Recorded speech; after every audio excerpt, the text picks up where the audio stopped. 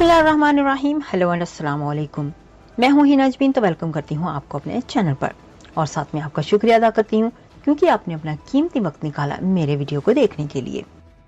आज की इस वीडियो में मैं आपको एक वीडियो भी दिखाने जा रही हूं जो इमरान खान अब जो है वो इमरान खान अवाम के साथ एक अहम खिताब करने जा रहे हैं। पाकिस्तान की कहा जा रहा है कि सिक्योरिटी को भी ख़तरा है और साथ साथ में इमरान खान ने उन लोगों के नाम भी दिए हैं जिनसे इमरान खान कह रहे हैं कि उनको ख़तरा है, अगर उनको कुछ हुआ तो वो सारे लोग जिम्मेदार होंगे। तो आप चल के इस वीडियो को देखिए। पहले हिल गई एक दफ़ा एक सियासी इस्तेकाम चला गया तो ये संभाल कोई नहीं सकेगा। और ख़ास तौर पे मुझे पता था कि ये जो लोग 30 साल से इस मुल्क के ऊपर हुकूमत कर रहे हैं और जिन्होंने ये सारा मुल्क के मसले इनके दौर में शुरू हुए, तो मुझे पता था कि इन्होंने नहीं संभालना। तो मैंने अपनी तरफ से पूरी जो न्यूट्रल्स थे उनको पूरी तरह मैंने आगाह किया। और मैंने फिर से मैं बार बार ये चीज़ इसलिए कहता हूँ क्योंकि ये हमें पता था ये होना है। और शौकत तरीन को भी जो फाइनेंस मिनिस्टर थे उन्होंने भी पूरी तरह समझाने की कोशिश की कि ये नहीं संभलेगी और ये बड़ा मुश्किल से हम संभाल के बैठे हुए। और क्यों मुश्किल थी मैं ये भी आपको बता दूं मुश्किल क्यों थी। इसे कहते हैं कमोडिटी सुपर साइकिल। इसका ये क्या इसका मतलब है कि सारी दुनिया में जो एनर्जी प्राइसेस हैं, बिजली, तेल, पेट्रोल, कोयला, ये सारी दुनिया के अंदर एकदम ऊपर चले गए। कोरोना के बाद जो कि एक सप्लाई साइड के अंदर डिसरप्शन दुनिया में आई, यानी जो उससे नेटवर्क्स टूटे क्योंकि कोरोना में लॉकडाउन शुरू हो गए, तो उससे जो सबसे बड़ा नुकसान हुआ कि जब सप्लाईज टूटी एनर्जी प्रोडक्ट्स की तो कीमतें ऊपर चली गई। तो हम जब आखिरी दिन हमारे हुकूमतों में थे तो जो तेल था वो 110 से 115 डॉलर पे चला गया पर बैरल। आज भी ऊपर भी गया, 70-75 से लेके आज 85 पे है। तो जब हम थे तो जब तेल ऊपर जाता है तो सब कुछ ऊपर चला जाता है। और फिर जिस तरह मैंने कहा कि बाकी भी जो कोयला और गैस ये सब ऊपर चले गए। तो हमारे लिए मुश्किल था बड़ा, क्योंकि हम बड़ा बैलेंस कर रहे थे कि एक तरफ लोगों को भी महंगाई से बचाएं, लेकिन इंपोर्टेड इन्फ्लेशन आ रही थी बाहर से, जो भी चीजें बाहर से आ रही थी। अब घी, वो पॉम ऑयल ऊपर चला गया तो घी की भी कीमतें, दालें ऊपर चली गई। तो हम बड़ी मुश्किलों से बैलेंस कर रहे थे। तो इसलिए हमने अपनी पूरी कोशिश की बताने के लिए कि देखें, अगर आपने इस वक्त ये साजिश को कामयाब होने दिया तो ये संभलेगी नहीं। तो आज मुझे बड़ा अफसोस से कहना पड़ता है कि हम अब उधर चले गए हैं कि मैं नहीं कह रहा, ये माइशत के एक्सपर्ट से आप पाकिस्तान में पूछ लें, बल्कि बाहर भी जो मजमून लिखे जा रहे हैं पाकिस्तान पे, फाइनेंशियल टाइम्स में अभी पाकिस्तान के ऊपर मजमून आया है, सारे अब एक बड़ा खौफनाक और खतरनाक पाकिस्तान की एक पिक्चर बता रहे हैं कि हम जा किधर रहे हैं। अब मैं सिर्फ आपको बताना चाहता हूं कि 2 दिनों में 33 रुपया गिरा है डॉलर के मुकाबले में, और इनके 9 महीने में 84 रुपया गिरा है डॉलर के मुकाबले में। ये क्यों गिरा है? पहले ये समझें कि रुपया क्यों गिर रहा है। रुपया इसलिए गिरा है कि हमारी तारीख में सबसे खतरनाक स्टेज पे हमारे फॉरेन करेंसी रिजर्व्स पहुंच गए हैं। आज हमारे जो फॉरेन करेंसी रिजर्व्स हैं वो 3.6 अरब डॉलर है। मैं सिर्फ आपको मुआवजे के लिए हिंदुस्तान के बताना चाहता हूं कि उनके मेरे ख्याल में 600 अरब डॉलर से ज्यादा रिजर्व्स हैं। तो हमारे आज 3.6 डॉलर पे रिजर्व्स आ गए। मैं सिर्फ आपको बताना चाहूं कि जब ये नो कॉन्फिडेंस का ये मोशन दाखिल करवाई गई थी असेंबली में, उस वक्त हमारे रिजर्व्स 16.4 अरब डॉलर थे। हम जब गवर्नमेंट में आए थे तो वो 8 और 9 अरब डॉलर के बीच में थे। हमने उनको उधर से उठा के तो 16.4 अरब डॉलर पे हमारे रिजर्व्स थे जब नो कॉन्फिडेंस दायर हुआ ये साजिश के तहत। तो जब जब उधर से 16.4 से आज पहुंच गए 3.6 पे। इससे क्या हुआ? रुपए पे प्रेशर पड़ना शुरू हो गया और रुपया गिरना शुरू हो गया। तो ये मैं आज आपको बताऊं कि हमारे दौर में ये बार बार कहते थे तबाही कर दी हमने, महंगाई की तबाही कर दी। उसके महंगाई के ऊपर मैं बाद में आता हूं, लेकिन रुपया गिर रहा है। और बड़ी वो साग ढार वहां से स्टेटमेंट्स देता था लंदन में जिधर फरार हुआ था कि मैंने ये डॉलर कर दिया और मैं ये कर दूंगा। और आपको पता है आते साथ भी उसने फिर बढ़ के मारी। तो वो जो 84 रुपया गिरा है हमारा डॉलर के मुकाबले में सिर्फ 9 महीने में। अब इसका असरात क्या है? सबसे पहले तो इसके असरात ये हैं कि जो पाकिस्तान में रहने वाले हैं, जिनका जीना मरना पाकिस्तान में, जिनके रुपए में कमाते हैं, जो तनख्वाहदार हैं इस मुल्क के अंदर, उनके ऊपर अब क्या असर हुआ कि अगर उनके अंदर उनके बैंक में पैसे पड़े हुए थे तो एकदम उनके रुपए की कीमत गिरनी शुरू हो गई। यानी जो रुपया खरीदता था उसमें अब वो कम चीजें खरीद सकेगा। लेकिन जिनके पैसे बाहर लंदन में और ऑफशोर अकाउंट्स में डॉलर्स में पड़े हुए हैं, जिन्होंने बड़ी मेहनत से चोरी करके पैसा मुल्क से बाहर लेके गए हैं, उनकी दौलत में इजाफा हो रहा है। पाकिस्तानियों की दौलत में कमी हो रही है, उनकी दौलत ऊपर जा रही है। और इसलिए मैं एक चीज बार बार कहता हूं, और मैं आज आप सबको यह कहना चाहता हूं, मेरी कौम गौर से मेरी बात सुन ले। कभी किसी पार्टी को वोट ना दो जिसकी लीडरशिप के पैसे मुल्क से बाहर पड़े। क्यों? क्योंकि अब इनको क्या फर्क पड़ रहा है मुझे बताएं। जो इस वक्त मुल्क के ऊपर मुसल्लत है, ये जरदारी और शरीफ खानदान, इनको क्या नुकसान हो रहा है? इनके तो पैसे बाहर पड़े हैं। इनके तो हर यहां से जो पैसा चोरी करते थे हुंडिये वाले से बाहर डॉलर्स में, और जब मंगवाना हो तो फिर किसी पापड़ वाले और चीनी वाले के नाम पे मंगवा लिया फेक अकाउंट्स पे, और वही जरदारी ने किया फेक अकाउंट्स में। ये तो पैसा अपना बाहर भेज देते हैं। लॉन्चों में इनके डॉलर्स बाहर जाते हैं। जहाज जाता था तो दुबई जाता था या बाहर चले जाते थे पैसे। इनके तो बाहर पैसे पड़े हैं। तो असर किसको हो रहा है? असर हमारी तरह के लोग जो अपना सब कुछ बेच के, जिन्होंने बाहर कमाई की थी। मैंने जब लंदन का अपना फ्लैट बेचा था तो मैं जब अपना रुपए में वो पाउंड्स को रुपए में लेके आया था तो 90 रुपए का एक पाउंड था। आज 300 रुपए का पाउंड है। तो हम जो इससे क्या होता है, लोग क्यों पाकिस्तान में पैसा लेके आए? लोग बाहर रखें।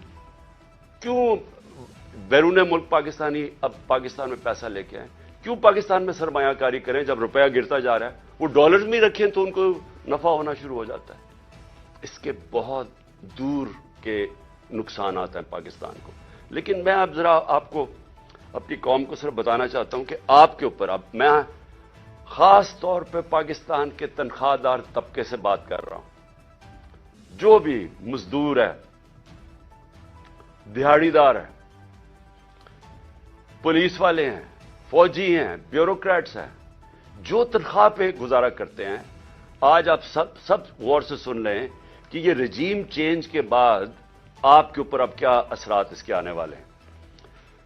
पेट्रोल जब हम थे, मैं फिर से याद करा दूं कि इंटरनेशनल मार्केट में तेल उस वक्त $110 के इर्द गिर्द जा रहा था, थोड़ा ऊपर थोड़ा नीचे। आज अभी ऊपर गया है इंटरनेशनल मार्केट में तेल, अभी भी वो $85 के करीब है। ये $75 तक आ चुका था। लेकिन हमारे वक्त पे कितना लीटर बिक रहा था पेट्रोल और डीजल? 150 रुपए लीटर हमारे दौर में पेट्रोल था और 145 रुपए डीजल बिक रहा था। आज जो पेट्रोल और डीजल है वो जब ये रुपया गिरेगा तो रुपए की गिरने से ये ऊपर चला जाएगी इसकी कीमत। तो ये इसकी कीमत अगर टैक्सेस मजीद और ना लगाए गए, 50 रुपए लीटर पेट्रोल और 50 रुपए लीटर डीजल ऊपर जाएगा, ये जो रुपया गिरा है। इसके अलावा मैं चाहता हूं जरा ये आराम से चीजें सुने आप, क्योंकि आपको पता होना चाहिए कि आज हम खड़े किधर हैं। اور یہ جب میں کہتا جا رہا تھا کہ ان کو نہ بلکہ الیکشنز کروا دو وہ بہتر تھا بجائے کہ یہ لوگ پھر آئیں اور یہ جو صرف ان کا تو مقصد اپنی چوری اپنے کرپشن کیسز ختم کرنے تھے اور وہ کر لیے انہوں نے. تو یہ عوام کے لیے تو آئے نہیں تھے. عوام کو تو یہ اب جو چھوڑ کے گئے ہیں اب آپ کے سامنے. جب ہم تھے ہم چھوڑ کے گئے تھے تو 12% تھی مہنگائی انفلیشن جس کو سی پی آئی کہتے ہیں. کنزیومر پرائس انڈیکس اس وقت 12% تھی. آج وہ 35% پہ جائے گی. یہ جو اب روپیہ گرا ہے اس سے اب یہ جائے گی 35% کے اوپر. اور جو دوسری ایک اور جس کو کہتے ہیں سینسٹیو پرائس انڈیکس وہ ہوتا ہے وہ مہنگائی وہ چیزیں ہوتی ہیں جو لوگوں کے استعمال میں کھانے پینے کی چیزیں بجلی گیس جو عام لوگوں کو افیکٹ کرتی ہیں. وہ ہمارے دور میں ہم 16 روپے چھوڑ کے گئے تھے اور یہ یاد رکھیں تب قیمتیں سب سے اوپر تھیں ساری. یہ جو گھی کی امپورٹس تھیں یہ ایڈیبل آئل یہ سب سے اوپر تھا. تو ہم اس پیک کے اوپر تھے تو تب وہ 16% تھی. یہ اب جائے گی 45 سے 50%. یعنی پاکستان کی تاریخ کے اندر یہ سب سے زیادہ مہنگائی ہوگی. اور جو چیزیں امپیکٹ ہو. اچھا اسی دور میں صرف آپ کو بتا دوں ہمارے دور میں 12% مہنگائی تھی. اس وقت ہندوستان میں 7% تھی. آج پاکستان میں 35% پہ چلی گئی ہے. ہندوستان میں 6% آ گئی ہے. تو وہاں مہنگائی کم ہوئی ہے. کیوں مہنگائی کم ہوئی ہے؟ کیونکہ انٹرنیشنل یہ جو کموڈیٹی سپر سائیکل ہے قیمتیں نیچے آ گئی ہیں. تو وہاں 7 سے 6% آ گئی ہے. ہمارا 12 سے 35% پہ گئی ہے. تو سارے جو تنخواہ دار طبقے ہیں آپ سوچ لیں کہ جب 35% مہنگائی ہوگی آ گئی. مشکل وقت تھا ہمارے دور میں بھی کورونا کا. انٹرنیشنل جو امپورٹڈ انفلیشن تھی اس کے ہمارے کنٹرول میں نہیں تھی تو تب وہ سارے اوپر تھے. تو اب تو وہ نیچے آ رہے ہیں لیکن پاکستان کے اندر آج مہنگائی بڑھتی جا رہی ہے. اور پھر سے جو تنخواہ دار طبقہ ہے وہ سب سے زیادہ اس سے متاثر ہوگا. جو میں عام آدمی کی اب بات کرتا ہوں میں باقی لمبی چیزوں کے اوپر نہیں جاتا لیکن میں صرف ایک عام آدمی جس کی بنیادی ضروریات آٹا ہے. ایک عام گھرانہ ہے جو ہم نے اندازہ لگایا ہے کہ ایک عام گھر ہے اس کے اوپر جو اب آٹے کا خرچہ آئے گا کیونکہ ہمارے دور میں آٹا تھا آٹا گیا ہمارا 60 روپے اور آج وہ گیا 150 روپے پہ. یعنی تقریباً 2.5 گنا سے بھی تھوڑا زیادہ. تو آٹا جو عام لوگ ایک ہم نے اندازہ لگایا اب 18,000 روپیہ صرف ایک گھر صرف روٹی لینے پہ خرچ کرے گا. تو کمائی صرف جائے گی ان کی جو بھی پیسہ کمائیں گے 18,000 روپے ادھر. جو عام آدمی استعمال کرتا ہے پیاز ہمارے دور میں 44 روپے کلو تھا آج وہ چلا گیا 230 روپے کلو. تو اگر روٹی آ بھی گئی تو اس کے لیے پیاز کے لیے آپ کے سامنے اور مرغی دگنی ہو گئی. اب بجلی پہ آ جائیں. دیکھیں بجلی جو ہے نا یہ آپ سمجھ جائیں کہ یہ اب آ گئی. جو بجلی کے بل ہیں لوگ پہلے سے شور مچا رہے تھے. ہمارے دور میں بھی لوگ شور مچا رہے تھے کیونکہ بجلی سب کو افیکٹ کرتی ہے. تو ہمارے 16 روپے یونٹ بجلی تھی تب آج 36 روپے یونٹ ہے. لیکن اب اس کے یہ جو روپے گرنے کے بعد یہ پہنچ جائے گی اس میں 8 روپے یونٹ مزید اضافہ ہوگا. گیس 47% گیس کی قیمتوں میں اب اضافہ ہوگا. اور ایک یہ سوچ رہے ہیں ان کو کہا جا رہا ہے کہ آپ پچھلی جولائی سے گیس کی قیمتیں وصول کریں 47% بڑھا کے ان کو وصول کریں. اس کا امپیکٹ عام لوگوں کو تو میں نے بتا دیا آپ کے اوپر کیا ہوگا لیکن میں اب آپ کو بتاؤں کہ اس کا امپیکٹ پوری معیشت کے اوپر کیا ہوگا. سب سے بڑا اس کے اوپر امپیکٹ ہوگا پاکستان کی گروتھ ریٹ. یعنی جو دولت میں اضافہ ہوتا ہے جس کو گروتھ کہتے ہیں دولت میں وہ اس پہلے گر رہا تھا. انڈسٹری بند ہو رہی تھی کسان متاثر تھا. کسان نے صرف یوریا کے اوپر ہم نے کیلکولیٹ کیا ہے کہ یوریا کی جو قیمت بڑھی ہے 60 अरब रुपया किसानों का गया है सिर्फ इजाफी यूरिया की कीमत पे। ये जो गंदम की फसल उगानी है, जो उगाई थी उन्होंने, ये जो अभी कटेगी मार्च और अप्रैल में, 60 अरब रुपया सिर्फ गंदम उगाने के लिए यूरिया पे एक्स्ट्रा उनको इजाफा उसकी महंगाई की वजह से इफेक्ट हुआ। हमारी इंडस्ट्री बंद हो रही है। आज पाकिस्तान के अंदर बेरोजगारी बढ़ रही है। बेरोजगारी इसलिए बढ़ रही है कि इंडस्ट्रीज, एक्सपोर्ट इंडस्ट्री, वो सारी मुतासर हो रही है। पाकिस्तान की एक्सपोर्ट्स गिर रही हैं क्योंकि इन्होंने जो पॉलिसीज बनाई रॉ मटेरियल बंद करने की, सोचे समझे बगैर, उससे मुतासर होगी एक्सपोर्ट्स। रेमिटेंसेज जो बाहर से डॉलर्स आ रहे थे वो कम हो गए क्योंकि इतना बड़ा गैप हो गया था उसमें। एक तो वजह इन्होंने इसलिए कम किया, इसलिए इन्होंने ये रुपए को गिराया। ये है जी, मैं सिर्फ बाकी चीजों पे आने लगा हूं, लेकिन ये है पाकिस्तान की इकोनॉमिक सर्वे। ये हर साल गवर्नमेंट जो मायशत के ऊपर एक डॉक्यूमेंट बनाती है, मई के अंदर ये डॉक्यूमेंट पब्लिश हुई है, यानी कि इस हुकूमत ने ये डॉक्यूमेंट बनाई है, इकोनॉमिक सर्वे। ये जरा इकोनॉमिक सर्वे आप खोल के देख लें, इसमें आपको जो चीजें नजर आएंगी कि अप्रैल में पाकिस्तान मार्च अप्रैल में किधर खड़ा था। आपको हैरत होगी कि इस सब के कोरोना के बावजूद 2 साल कोरोना, इंटरनेशनल प्राइसेस सबसे ज्यादा ऊपर, जो जिसको मैं बार बार कहता हूं energy prices, commodity super cycle, वो सबसे ज्यादा। उसके बावजूद इस रिपोर्ट में पाकिस्तान की चौथे साल में 6% ग्रोथ रेट हुई, 6% पाकिस्तान की इकोनॉमी बढ़ी। आज ये जो मैं आपको बता रहा हूं, ये सिफर से भी नीचे चली जाएगी, ये मनफी में चली जाएगी ग्रोथ रेट। अभी जिस तरह इंडस्ट्री बंद हो रही है, जिस तरह किसान मुतासर हो रहा है, जिस तरह हमारी सर्विसेज इंपैक्ट हो रही है, सारी बिजनेस स्लो डाउन है, तो ये तो अब बिल्कुल नीचे चली जाएगी। इसका क्या इंपैक्ट पड़ेगा रोजगार के ऊपर? हमारी एक नौजवान आबादी है। मुझे बड़ा फख्र था कि हमारे दौर में 18 लाख नौकरियां हम हर साल मजीद बढ़ाते थे और हमने अपने 3 साल में 55 लाख नौकरियां बढ़ाई। मैं फिर से कहता हूं, कोरोना का दौर था, जब लॉकडाउन के दौर था, उसमें हमने 55 लाख नौकरियां बढ़ाई। अभी सिर्फ टेक्सटाइल वालों से पूछ लो, बाकी चीजें छोड़े, सिर्फ टेक्सटाइल इंडस्ट्री से पूछ लो कि उनको कितना नुकसान हुआ है, उनकी कितनी ज्यादा बेरोजगार हुए हैं सिर्फ टेक्सटाइल वर्कर्स। हमारे दौर में टेक्सटाइल इंडस्ट्रीज को कार वर्कर्स नहीं मिलते थे, मजदूर नहीं मिलते थे। आज ये हालात है, आप फैसलाबाद जाके देख ले तो आपको नजर आ जाएगा कि किस तरह की बेरोजगारी है और मजीद आगे आ रही है। ये जो इसी में सर्वे में हमारी जो लार्ज स्केल मैन्युफैक्चरिंग है तकरीबन 12% थी। ये 17 साल के बाद हमारी इंडस्ट्री भी ऊपर गई, हमारी ज़राअत भी ऊपर गए, हमारी सर्विसेज इंडस्ट्रीज भी ऊपर गई। रिकॉर्ड टैक्स कलेक्शन हुई। हमारे जो जिस रेट पे हमारा टैक्स बढ़ रहा था, ये भी रिकॉर्ड था पाकिस्तान में, 6000, ये इसमें सब कुछ है, 6000 अरब रुपए से ऊपर हमारा टैक्स कलेक्शन हो गया।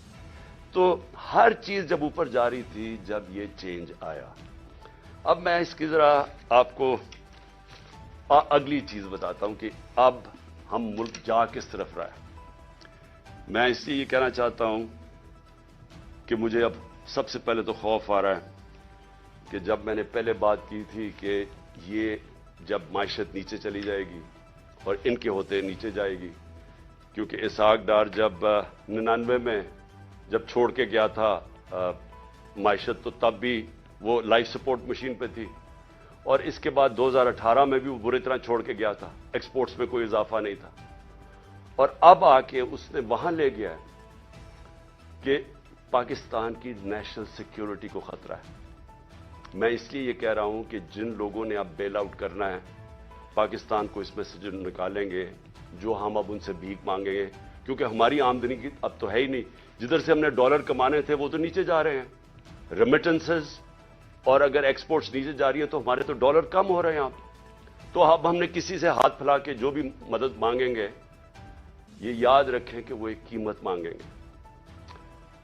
खुदा ना खास्ता वो उस तरफ ना जाएं जो अब श्रीलंका को उन्होंने कहा है कि 50% अपनी फौज कम करो। मिस्र को भी IMF ने कहा कि अपने फौज के खर्चे कम करो। तो जो भी आप बेल आउट करेगा वो आप कंडीशंस देगा। तो पहले तो कंडीशंस मैंने आपको बता दी कि अभी उन्होंने मजीद और टैक्सेस लगाने हैं क्योंकि हमारी टैक्स कलेक्शन गिर गई है। 400 अरब रुपए के टैक्सेस लगाने हैं तो वो भी महंगाई पैदा करेगा। उन्होंने ये जो पेट्रोल और डीजल और बिजली की कीमतें बढ़ानी है तो वो और महंगाई करेगा। तो आम आदमी को सारा कुछ इफेक्ट करेगा। लेकिन सबसे ज्यादा कि ये मुल्क एक बड़ा ख्वाब पाकिस्तान, इसकी सिक्योरिटी की हर उस पाकिस्तानी को फिक्र है जिसका जीना मरना इस मुल्क में। वो लोग जिनका स्टेक पाकिस्तान में नहीं है उनको उसकी फिक्र नहीं है।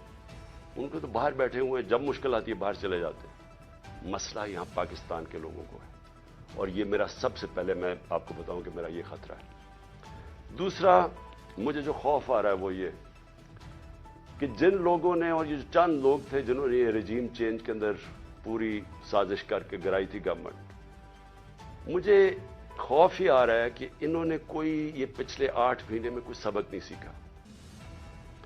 बजाय ये जल्दी रियलाइज करते कि ये गलती हो गई है और ये गलती ठीक करने का तो सिर्फ एक ही तरीका था जो मैं पहले दिन से कह रहा था जब हमारी गवर्नमेंट गिराई कि साफ और शफाफ इलेक्शन करवा दें। इसके अलावा तो कोई दूसरा तरीका नहीं था। बजाय उस तरफ जाने के मजीद और पाकिस्तान को दलदल में हम घुस नीचे जाता जा रहा है। कैसे हो ये रहा है कि अवाम के खौफ से कि अवाम ने अब सवाल पूछने हैं। अब सारे तनख्वाहदार तबका, मजदूर, किसान सब अब सवाल पूछेंगे कि ये जो आप साजिश के तहत इन लोगों को ऊपर लेके आए थे, कौन जिम्मेदार थे इसके? कौम सवाल पूछेगी। तो उसके मुंह बंद करने के लिए अब सारी हरकतें हो रही हैं। बजाय ये कि वो कौम को फैसला करने दे कौन किसको वो लाना चाहते हैं, एक जमहूरी तरीके से, एक साफ इलेक्शन से वो कौम इलेक्ट कर ले वो लोगों को जो जिसको भी वो लेके आए और वो उसको मैंडेट दे कि हमें अब इस मुश्किल वक्त से निकाले। उल्टा दूसरी तरफ निकल गए हैं। जो इस वक्त ताकतवर लोग पीछे बैठे हुए हैं, मुझे खौफ आ रहा है कि वो पाकिस्तान को किधर लेके जा रहे हैं। सबसे पहले वो पाकिस्तान की जमहूरियत को तबाह करने पे तुले हुए हैं। हर हरकत अभी ये की जा रही है कि मुल्क को एक फैशिज्म की तरफ, एक खौफ और हरासा फैलाया जा रहा है। ये मैं पिछले 7 महीने से देख रहा हूं। मैं बार बार कहता हूं कि मैंने जनरल मुशर्रफ का मार्शल लॉ देखा है। मैं आपको यकीन से कहता हूं कि कभी इस तरह का खौफ, जो जिस तरह की फैशिस्ट तौर तरीके इस्तेमाल किए जा रहे हैं, मैंने कभी ऐसा नहीं देखा। वो हरकतें की जा रही हैं उन लोगों को, हम जो इस वक्त बैठे हुए हैं ऑपोजिशन में, कि एक मुल्क के गद्दारों से ऐसे किया जाता। मैं तो ये सोचता था ना कि मुल्क का कोई गद्दार हो तो उससे इस तरह की चीजें की जाए। कोई बैरूनी मुल्क से कोई स्पाई आया हुआ, कलभूषण टाइप, उससे। मैंने कभी नहीं ये सोचा था कि अपने लोगों से इस तरह के जो स्ट्रैटेजी, जो टैक्टिक्स इस्तेमाल की जा रही हैं, और जो कभी किसी को, आजम स्वाति को, जो उसके ऊपर जुल्म किया सिर्फ खौफ फैलाने के लिए, फवाद चौधरी, उसको उठा लिया जिस तरह। और रात के, अच्छा आते भी है, चले दिन के वक्त आके उठाएं, वारंट दिखा के उठाएं। रात के अंधेरे के अंदर सुबह के 3 बजे आजम स्वाति को, 6 बजे सुबह फवाद चौधरी को। यानी कौन, हम कोई कौम के मुजरिम हैं?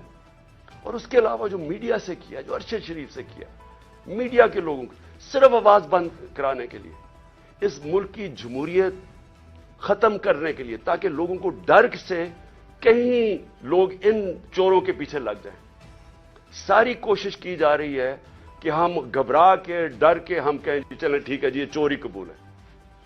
मैं आज अपनी कौम को भी बताना चाहता हूं और वो लोग जो ये कर रहे हैं उनको बताना चाहता हूं कि आप मुल्क को उधर धकेल रहे हैं, ये सारों के हाथों से निकल जाना है। अभी उस तरफ तकरीबन पहुंच गए हम।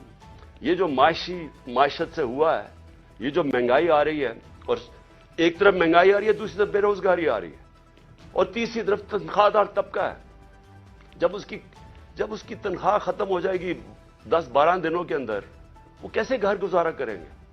तो ये तो अभी आवाज उठने वाली है इस कौम के अंदर। और उसके अंदर जो एक जमहूरी तरीका इसे निकालने का, एक सियासी इस्तेकाम पैदा करने का, उसको खत्म करके और ज्यादा खौफ और हरासा फैलाया जा रहा है और कोने से लगाया जा रहा है जो मुल्क की सबसे बड़ी जमात है। और इससे क्या होगा? इससे पाकिस्तान मजीद दलदल में फंसेगा। हमारा इस वक्त हालात ये हैं कि माशरत तो जा ही रही है, पाकिस्तान के चुन चुन के इदारे तबाही की तरफ जा रहे हैं। पार्लियामेंट, फेडरल पार्लियामेंट की क्या हैसियत रह गई जब राजा रियाज अपोजिशन लीडर बन गया? वो पार्लियामेंट क्या है जिधर अपोजिशन ही नहीं है? जो कहता है मैं नून लीग से टिकट लड़ूंगा, वो अपोजिशन लीडर बन गया। तो पार्लियामेंट खत्म। एफआईए का काम है करप्शन पकड़ना, एफआईए का काम है जुर्म पकड़ना। एफआईए को सिर्फ शहबाज शरीफ को वो मंजूर चपड़ासी और वो जो 16 अरब रुपए की इनकी चोरी पकड़ी थी, उसको मिटाने के लिए, उसको दबाने के लिए सारी एफआईए तबाह कर दी है। एफआईए में अपने वो चमचे डाल दिए। उनसे क्या कर रहे हैं कि इंतकामी कार्रवाई शुरू करवा दी है हर एक के ऊपर। कि मेरे ऊपर 70 केसेस किए हुए हैं, 70 एफआईआर है मेरे पे। सारी टॉप लीडर जो जिससे डर लगता है उसको पकड़ लेते हैं, उसके ऊपर एफआईआर काट देते हैं। तो ये क्या, इससे क्या हमारे मुंह बंद हो जाएंगे? इससे क्या मुल्क ठीक हो जाएगा? एफआईए, नैब जिसने हमारे दौर में 480 अरब रुपया रिकवर किया था 3.5 सालों में मुल्क के लिए, 480 अरब रुपया, आज 1100 अरब रुपया जो नैब ने रिकवर करना था वो माफ करवा दिया चोरों का, और नैब को फिर इस्तेमाल कर रहे हैं। खैर वो तो टूथलेस बॉडी है, उसके तो अपनी चोरी बचाने के लिए उसको भी खत्म कर दिया है। यानी लाइसेंस दे दिया है पाकिस्तान में व्हाइट कॉलर क्राइम को। आज ताकतवर अब चोरी करेगा जो मुल्क से पैसा बाहर भिजवा देता है, नैब की कोई अब ताकत नहीं रहेगी उसको पकड़ने के लिए, सिर्फ छोटे चोर अब पकड़े जाएंगे। हमारी अदलिया, हमारा इंसाफ का निजाम, उसके ऊपर जितना प्रेशर डाला हुआ है, और सिर्फ प्रेशर किस लिए डाला हुआ है कि रूल ऑफ लॉ के लिए नहीं, रूल ऑफ लॉ ना आए उसके लिए प्रेशर डाला हुआ है। और हमारे सामने अभी ये जो केयर टेकर गवर्नमेंट बनी है, मैं इसके ऊपर आना चाहता हूं कि पहले तो कौम को समझ आनी चाहिए कि केयर टेकर गवर्नमेंट का मतलब ही होता है न्यूट्रल अंपायर। ये लेके केयर टेकर गवर्नमेंट इसलिए आए थे कि किसी को ये खौफ था कि जी जो सिटिंग पार्टी इलेक्शन करवाएगी वो साफ और शफाफ इलेक्शन नहीं करवाएगी, और इसलिए केयर टेकर गवर्नमेंट का आइडिया आया। लेकिन मेरा पॉइंट यह है कि क्या ये जो शर्मनाक हो रहा है केयर टेकर गवर्नमेंट के नाम पे, ये कभी पाकिस्तान की तारीख में पहले हुआ है? कभी ऐसा हुआ है कि केयर टेकर गवर्नमेंट हमारे बदतरीन मुखालिफ को वहां बिठा दिया, यहां भी और पख्तूनख्वा के अंदर भी? वो भी जब आप कैबिनेट देखें तो उसका तहरीक इंसाफ, सारे जो एंटी तहरीक इंसाफ है वो वहां कैबिनेट में आ गया, और यहां इसको बिठा दिया और आते साथ ही कार्रवाइयां शुरू कर दी हैं जो फवाद चौधरी से की है, और बाकियों के ऊपर अब एफआईआर बना रहे हैं। क्या ये है न्यूट्रल केयर टेकर? यानी कोई कौम को इतना बेवकूफ समझा हुआ है कि आप एक तरफ न्यूट्रल अंपायर खड़ा कर रहे हैं और बदतरीन हमारे मुखालिफ यहां खड़े कर दिए लाके। और फिर केयर टेकर गवर्नमेंट क्या करती है? मैं एक ये सिर्फ बताना चाहता हूं, ये जो जेआईटी का, अब जेआईटी बनी थी, मैं पहले भी इसके ऊपर बात कर चुका हूं, ये बनी थी जो मेरे ऊपर हमला हुआ, जो मुझे कत्ल करने की ताकतवर लोगों ने जो साजिश की, और जो मैं अभी भी, मेरी टांग उससे रिकवर कर रही है, मेरी हड्डी पूरी तरह नहीं अभी तक जुड़ी। तो वो केयर टेकर गवर्नमेंट तो बनना चाहिए था उनको कि सिर्फ इलेक्शन करवाने के लिए। उसने आते साथ ही पहले तो इंतकामी कार्रवाई शुरू की, जो ऑनगोइंग स्कीम्स वो खत्म कर दी हमारी, सब गैर कानूनी। जो डिपार्टमेंट्स के हेड लगे हुए थे, जो नॉन पॉलिटिकल लोग थे, उनको हटाना शुरू कर दिया, और जो जेआईटी है, जेआईटी को बंद कर दिया। अब प्रोविंशियल जेआईटी ने फाइंडिंग्स की हुई थी कि एक नहीं था, 3 शूटर थे, 2 जो डीपीओ गुजरात था और जो सीटीडी का एसएसपी था, इन दोनों ने प्रोविंस की जेआईटी की प्रोविंस की पुलिस ने मना कर दिया कि जी हम अपने फोन भी नहीं दिखाते जिनसे उन्होंने तस्वीरें ली थी, उसका वीडियो बनाई थी, जो शूटर था नदीम। और जब उन्होंने ये साबित कर दिया 3 शूटर हैं, तो वो सारी जो पूरा बनाया हुआ था ताकतवर लोगों ने बयानिया, वो खत्म हो गया। तो ये जरूरी था कि ताकतवर लोग सबसे पहले जो इस हुकूमत के पीछे हैं कि जेआईटी को खत्म करें। अब जेआईटी का जो इन्होंने एक एंटी करप्शन का आदमी लेके आया, नदीम सरवर, उसने क्या किया है, उसने आते साथ ही सस्पेंड कर दिया जो इन्वेस्टिगेटिंग ऑफिसर था, और सारा जो जेआईटी का रिकॉर्ड है वो सील कर दिया। किस चीज का डर है?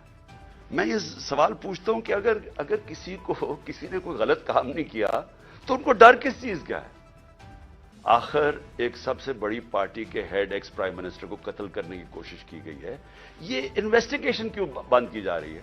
आप चैलेंज कर सकते हैं बाद में, जब जेआईटी का रिजल्ट आए तो अदालत में पेश हो रहा है, तो उसके ऊपर पूरी दूसरी तरफ की साइड की आ सकती है, लेकिन इन्वेस्टिगेशन क्यों बंद कर रहे हैं? क्यों इतना खौफजदा है? और मैं आज अपनी सारी कौम को यह बताना चाहता हूं कि देखें, मुझे जब पहली दफा पता चला, जब हमारी गवर्नमेंट हटाई गई, तो मुझे पता चला कि मुझे कत्ल करने की साजिश हुई है। मैंने वीडियो बना के बाहर भेज दी। 4 लोग थे बंद कमरों जिन्होंने फैसला किया मुझे कत्ल करने का, और मैंने बता दिया और पब्लिक जलसे में बताया कि ये मैंने कर दिया और अगर मुझे कुछ होगा तो ये वीडियो रिलीज हो जाएगी। उसकी वजह से वो पीछे हट गए। अगला उन्होंने प्लान बी बनाया, दीनी इंतहा पसंद के नाम पे मुझे कत्ल किया जाए। वो भी मुझे पता चल गया।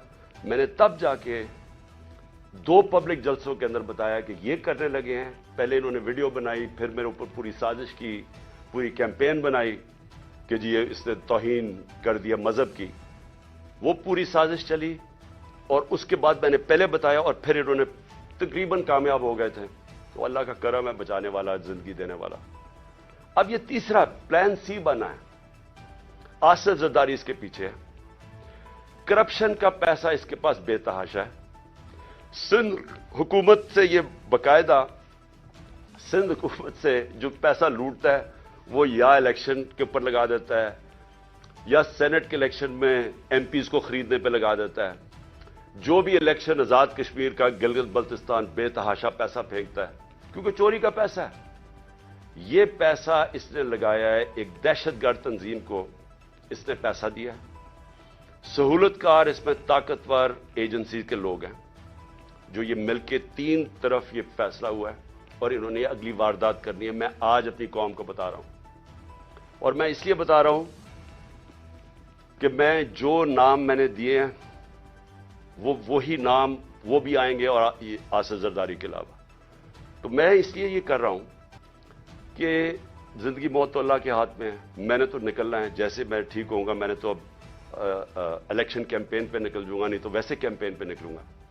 लेकिन मैं तो बंद में नहीं होऊंगा, लेकिन मुझे कुछ हुआ तो सारी कौम को पता होना चाहिए कि कौन लोग थे जिन्होंने ये करवाया, ताकि मेरी कौम इनको माफ ना करे, ये एंजॉय ना कर सके उसके बाद जिंदगी। तो मैं इसलिए इनके नाम लिखे। लेकिन मैं और अब आखिर में जो चीज कहना चाहता हूं, ये देखिए, इस वक्त जो सबसे ये जो फैशिज्म, जमहूरियत की तबाही, पार्लियामेंट की तबाही, इदारों की तबाही, सिर्फ एक मकसद के लिए कि इनकी चोरी छुप जाए, इन चोरों की, और किसी तरह इमरान खान और तहरीक इंसाफ को हराया जाए या इमरान खान को रास्ते से हटाया जाए। तो ये सब कुछ इस मुल्क को तबाही की तरफ धकेल रहे हैं एक ही वजह से। खौफ ये है कि कहीं पता ना चल जाए कि जो असल साजिश की, जिन लोगों ने ये जो सब कुछ किया है, वो उसको बचाने के लिए अब ये सारी एक गलती करके बजाय वो गलती ठीक करें, मजीद और गलतियां होती जा रही हैं। मैं जो आखिर में अपनी अदलिया से और अपनी आवाम से 2 चीजें कहना चाहता हूं। अपनी अदलिया से, सारी कौम आपकी तरफ देख रही है। ये पाकिस्तान के डिफाइनिंग मोमेंट्स है। ये वो एक कौम की तारीख में फैसला कुन वक्त आ जाता है जब हर कोई बेनकाब हो जाता है। ये 8-9 महीने के अंदर बहुत लोग बेनकाब हुए हैं। वो लोग जो सहाफत में थे, जो इदारों में बैठे हुए थे, सियासतदान, सब बेनकाब हो गए। सबसे पहले तो ये शुक्र है कौम को पता चल गया कि इसहाक डार और शहबाज शरीफ वो पंजाब स्पीड असल में क्या थी वो इश्तिहारों में थी, और इसाक डार कितना बड़ा जीनियस वो सबको पता चल गया। लेकिन इस वक्त ये अदलिया का बहुत बड़ा इम्तिहान है, हम सब आपकी तरफ देख रहे हैं। ये टाइम है आपको इस मुल्क की जमहूरियत और हमारे फंडामेंटल राइट्स को बचाना। जिस तरह की केयरटेकर गवर्नमेंट बनाई गई है, ये तौहीन है इस कौम की, ये हमारी आइन की तौहीन है। यानी ऐसे लोगों को बिठा दिए लाके, ये कैसे न्यूट्रल हो गए जो आपके बदतरीन दुश्मनों को ऊपर लाके बिठा दिए, और फिर इलेक्शन नहीं हो रहा है। आइन बड़ा क्लियर है कि 90 दिन में इलेक्शन होने हैं, इसमें कोई गुंजाइश नहीं, और जो नहीं करवाता आर्टिकल 6, ये सीधा सीधा है। तो इस स्टेज के ऊपर ये गवर्नमेंट पूरी तरह कोशिश कर रही है कि इलेक्शन ना हो। इनको कोई फिक्र नहीं है जमहूरियत और आइन की, इनको सिर्फ पड़ी हुई है कि इनकी किसी तरह डरे हुए हैं इलेक्शन से, अवाम से डरे हुए हैं, और उनसे बचने के लिए इनको कोई फिक्र नहीं है कि अवाम की मैंडेट क्या होता है, इनको कोई फिक्र नहीं है कि आइन क्या होता है, रूल ऑफ लॉ क्या होता है, इनको कोई फिक्र नहीं है। पैसा बचा रहे हैं इन्होंने, और इन्होंने, मैं आज आपको कह रहा हूं, जैसे ही मुश्किल वक्त आ गया बाहर भाग जाएंगे मुल्क से, क्योंकि इनके स्टेक्स पाकिस्तान में नहीं है। तो जिनके स्टेक्स पाकिस्तान में हैं, मैं अपनी अदलिया से कहना चाहता हूं कि हम आपकी तरफ देख रहे हैं। दोनों मुल्क के आइन को भी प्रोटेक्ट करें, हमारे फंडामेंटल राइट्स को प्रोटेक्ट करें। अगर आप इस वक्त नहीं करेंगे तो ये डिसेंड हो रहा है, तकरीबन बनाना रिपब्लिक की तरफ चला गया। जो जिस तरह की 7 महीने में मैंने पाकिस्तान में हरकतें देखी, बनाना रिपब्लिक की तरफ तकरीबन पहुंच गया। और दूसरा, मैं अपनी अवाम को कहना चाहता हूं कि देखें, आपके लिए ये अब एक फाइनल आजादी की जंग है, हकीकी आजादी की। इस वक्त खौफ फैलाया जा रहा है कि जी फलाने को पकड़ लेंगे, ये पकड़ लेंगे, जो भी कर देंगे। देखिए, ये जो खौफ की गुलामी है, ये बदतरीन गुलामी है। सारे दुनिया के फिरौन जो आए हैं, वो खौफ की वजह से लोगों को गुलाम बनाते थे, और जब भी खौफ का बुत टूटता था, लोग आजाद हो जाते थे। लेकिन लोगों को जद्दोजहद करनी पड़ती है, घर बैठे बैठे आजादी नहीं मिलती। आपको सबको तैयार होना पड़ेगा जद्दोजहद करने का। मैं आपको अपनी तरफ से बता दूं कि जब तक मैं जिंदा हूं, मैं इस सिस्टम का, करप्ट सिस्टम का, इन चोरों का, जो भी मुझे गुलाम बनाने की कोशिश करेगा, मैं अपनी मुल्क की और अपनी आजादी के लिए लड़ूंगा, आखिरी सांस और आखिरी गेंद तक लड़ूंगा। लेकिन मैं अपनी कौम को आज कहना चाहता हूं कि देखें, तारीख के अंदर ये कभी कभी ऐसे वक्त आते हैं कि आप अपने आप को आजाद कर लें। आप अगर इस वक्त चुप करके बैठ गए, और जिस तरह का ये जुल्म का निजाम बनता जा रहा है, और मजीद जुल्म बढ़ते जाएंगे, जिस तरह टाइम गुजरेगा, इन्होंने और ज्यादा जुल्म के जरिए आपको गुलाम बनाना। जिस तरह आप अपनी आजादी के लिए और अपने हकूक के लिए खड़े होते जाएंगे, अल्लाह की मदद आपके ऊपर आएगी। जहाद है ही इंसाफ के लिए जद्दोजहद करना, इसको जहाद कहते हैं, और ये अल्लाह ने हमारे पे सब पे फर्ज किया है। तो मैं यहां आप सबको आज अपील कर रहा हूं आपके लिए कि आपने आने वाले दिनों में जिस तरह के ये हमें कोशिश कर रहे हैं कि अवाम की आवाज बंद करने की, हमें गुलाम बनाने की, आपने जद्दोजहद के लिए तैयार रहना है। मैं इंशाअल्लाह फिर से आपको बता दूं कि मैं इसके लिए पूरी तरह तैयार हूं। मैं आखिरी दम तक खड़ा हूंगा, और आपने इस मुल्क के मुस्तकबिल को बचाने के लिए आपने खड़े होना है। माइशत का आपने देख लिया हालात, आपने देख लिए कि ये जिस तरह की महंगाई, 50 साल में ऐसी महंगाई नहीं आई जो अब आई है, और मजीद अभी और आगे आएगी। और ये सिर्फ ये समझ रहे हैं कि अगर आपको डरा धमका देंगे और मीडिया के पैसे दे के लोगों को, चंद लोगों को अपने साथ मिला के, तो इस तरह भेड़ बकरियों की तरह आपको दबा देंगे, ये इसके पर उम्मीद लगा के बैठे। इंसान के हकूक होते हैं, जानवरों के हकूक नहीं होते। इंसान अगर अपने हकूक के लिए नहीं खड़ा होता तो वो जंगल का कानून बन जाता है और वो जानवरों का निजाम आ जाता है। तो मुझे उम्मीद है कि मैं आप तैयार रहें। आने वाले दिनों में अगर इन्होंने हमारे पर जुल्म किया, हम सब खड़े होंगे, मैं आपके साथ खड़ा होऊंगा। चंद हफ्ते, ज़्यादा से ज़्यादा 2 हफ्ते इंशाल्लाह मैं खड़ा हो जाऊंगा, और मैं इंशाल्लाह फिर निकलूंगा। पाकिस्तान जिंदाबाद। जाने से पहले अगर आपने मेरे चैनल को अभी तक सब्सक्राइब नहीं किया तो प्लीज़ काइंडली कर लीजिएगा। और जी हाँ, अपना बहुत सा ख्याल रखिएगा, हमेशा हमेशा खुश रहिएगा। नेक्स्ट वीडियो तक के लिए मुझे इजाज़त दीजिएगा। अल्लाह हाफिज़।